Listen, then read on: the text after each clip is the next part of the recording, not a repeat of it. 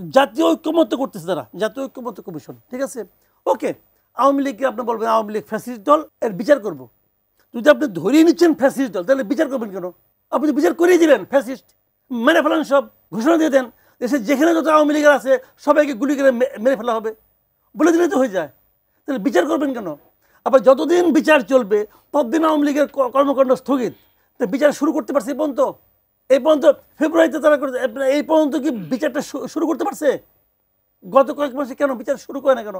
এখন যদি বিচার শুরুই হয় 6 বছর পরে, যে 6 বছর কর্মকাণ্ড স্থগিতটা করেন আপনি, আমার কোনো আপত্তি নাই, বিচারের মাধ্যমে করেন, আদালত করুক। আদালত করছে, করেন। ধরলাম আওয়ামী লীগ বাদ, আওয়ামী লীগ খারাপ, আমি ধরে নিচ্ছি আওয়ামী লীগের নাম গন্ধ উচ্চারণ করা যাবে না, ঠিক আছে, আপনার গায়ের জোর আছে, করলেন।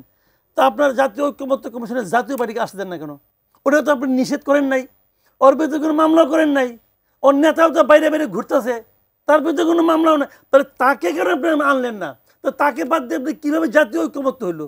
মোট কথা হলো, আমি যাদেরকে বলি তারাই দেশের নাগরিক, আর কেউ নাগরিক না।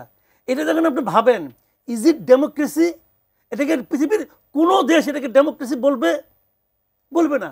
যে পশ্চিমা বিশ্বের উপর ডক্টর ইউনূসের এত আস্থা ছিল, সেই পশ্চিমা বিশ্বের, সে তো কদিন আগে মিটিং করে আসলো, ওরাই তো ওই 6টার সময় ওনাকে বলতেছে যে আপনি এই গণমামলা আওয়ামী লীগের উপর নিষেধাজ্ঞা উঠাই নেন।